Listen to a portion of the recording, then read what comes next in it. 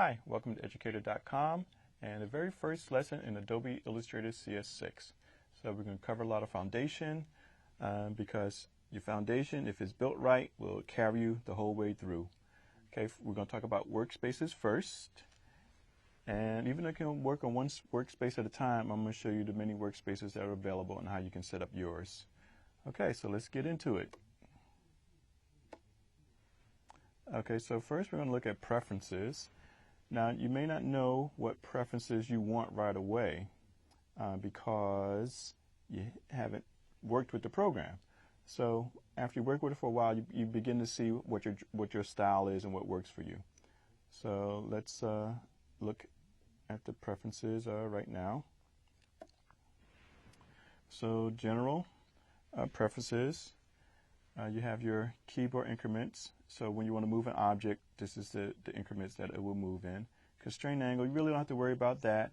Keep that at 0. Unless you have some specific reason to change it, there's really no reason to. The corner radius, this is the default for your corner radius when you're making rounded rectangles.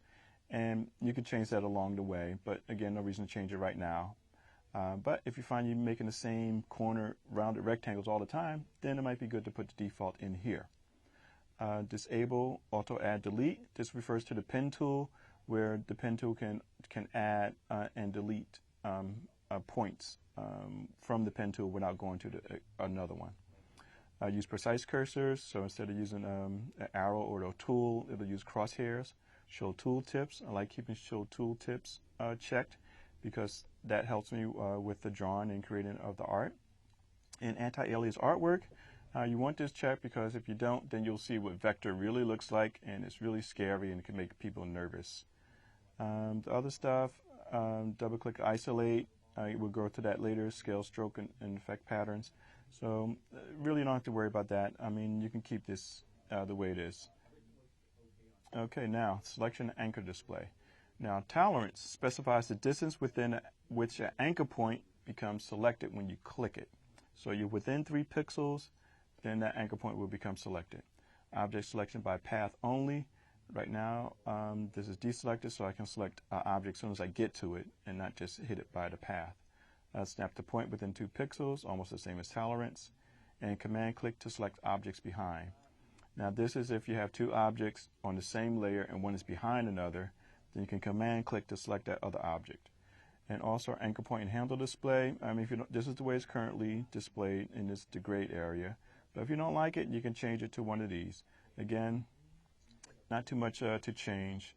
So pretty much the size, the type, units, inches, points, you have points to pixels, everything in between.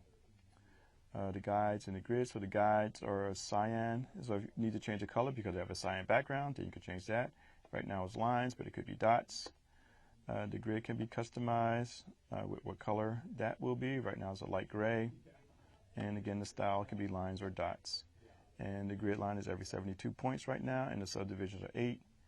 And grids in black, and show pixel grid above 600 zoom. Okay, so smart guides, I like to keep smart guides on because those give me a lot of information. So they're very helpful. I know it may be confusing to some, and some people don't like it. But I'm telling you, keep the smart guides on. And as we go through the lessons, you'll see how helpful they are. Slices refer to when you're slicing stuff to make an interactive website or image map. Dictionary, again, nothing really to change here. Plug in the scratch disk.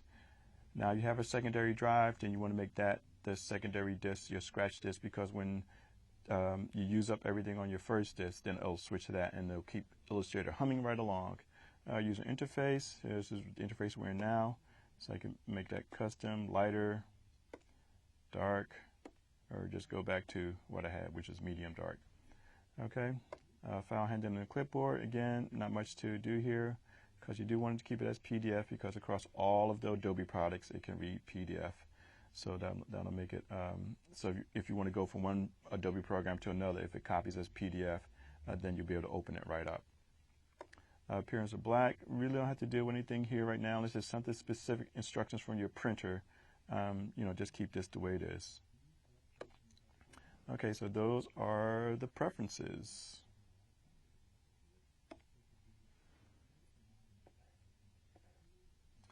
Okay, now let's talk about workspaces. Now right now, your workspaces are under this tab, and we're using the essentials of the workspace. And there's many, many more. So you have layout, and again, so this is what they refer to as the workspace. It changes the panels arrangement and gives you tools that relate to what the specific thing is. So painting, so you have more brush and color tools available. Tracing, see image trace box comes up. You can see the navigator. Typography, you have the type and fonts tool, your character styles, paragraph styles. So these are more accessible to you choosing color.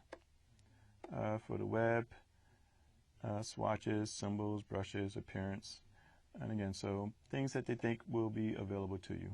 So now let's go back to Essentials. Now, if you want to create your own workspace, it's very easy. So let's say I'm pretty happy with the way Essential operates, but it just needs 2 more windows because I use type a lot. So I'll open up the type window. So I went to Window, go down to Type, Character, and let's see. I'll just put that here in the corner.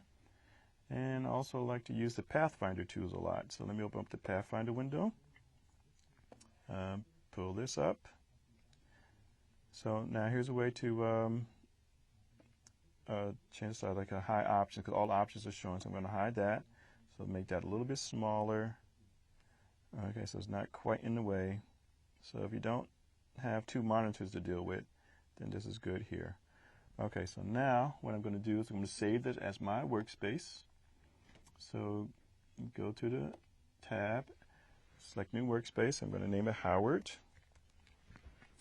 because that's my name and it's my workspace. So now you see Howard appeared immediately. And let me just go back to Essentials. And you see, I started this in Essentials, so let me go to Tracing. Okay, so as you can see, it disappears. Go to the Tracing. And now when I go to Howard, it pops back up because this is what I set in the exact position that I set it in. So now let's go to show you how to manage your workspaces.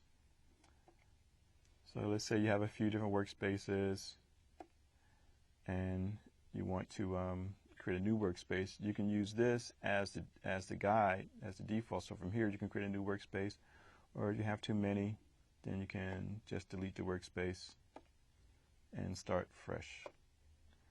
Okay, so that is how you set the workspaces up.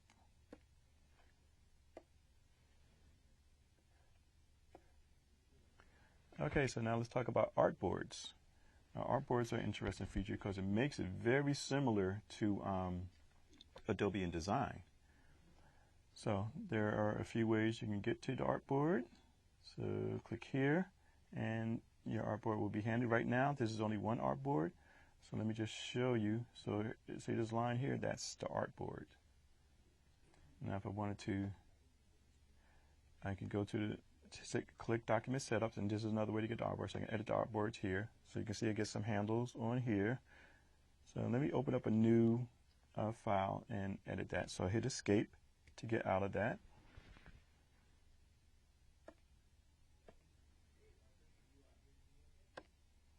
Okay, so now I go to Document Setup, edit artboards, and I get some guides. And artboards are always numbered. So in order that you create them. Okay, so I can do whatever I want here, and then when I'm done, and if I want to, I can create another artboard, just that easily. All right, so let me get out of this and show you artboard that I already have made. Here's one for a children's book that I'm doing. So I did this all completely in Illustrator. This is all vector art. So I'm going to fit all in window. So you can see all 21 pages. Actually, this should be 20. In any case, all the pages. So I must have deleted artboard somewhere along the way here. In any case, the artboards are numbered. Yeah, it is 20. I just named it 21 or something. Okay, anyway, I'm digressing. Trying to reconstruct what I did here. Just caught me off guard. Okay, so anyway, The artboards are numbered. The name artboards, you can name them what you want if you really want to. And again, I can still create artboards, just with a touch. But I don't want to do that. All right. So now, how do you navigate all these artboards? Because if you zoomed in, like so, and let's say I wanted to go to artboard number 8, then there it is, artboard number 8. So that's one way, and also another way is from here. So I can go to 4, double click to go to 4, and the same thing 11. Also, I can use some arrow keys and move up. Oh, I'm moving actually the artboard, moving up into a different position, which I don't want to do right now on the layer. And again, I can create a new artboard from here or delete artboard from here. Okay. So that is the artboards. And again, these print as pages, just as they would in Adobe InDesign. And as long as you keep it at the native format file, this will stay the same. If you make them a JPEG or export them to another format, then they come out as individual files. Okay, so that is not anything you have to worry about, but good thing to remember. Okay, and press the escape key here. So I'm out of artboard. All right, now let's go to rulers and guides. Now, right now there's no rulers being displayed. So I'll go to View, Show Rulers, and I get the rulers along the edge here. I need to show the rulers. This is why rulers and guides are together, because I can't create a guide without the rulers, because I pull from the rulers from the left and from the top, to get my guides. Okay, also with the rulers, I'm going to go, I can change the origin point. Right now, the origin point is the exact left corner here, but I can change it by going to this corner here and pulling in, and let's say I want the origin point to be here. So here is the 0, and lines up right there. And that doesn't affect how the guides are used at all. Okay, because I can still pull from anything. All right, now, let me see. Now with guides, I can hide the guides. Okay, bring the guides back. So View, Guides, Show Guides, and I can move the guides. Now, right now I can't because they're locked. So I have to go to View, Guides, and it's checked. So that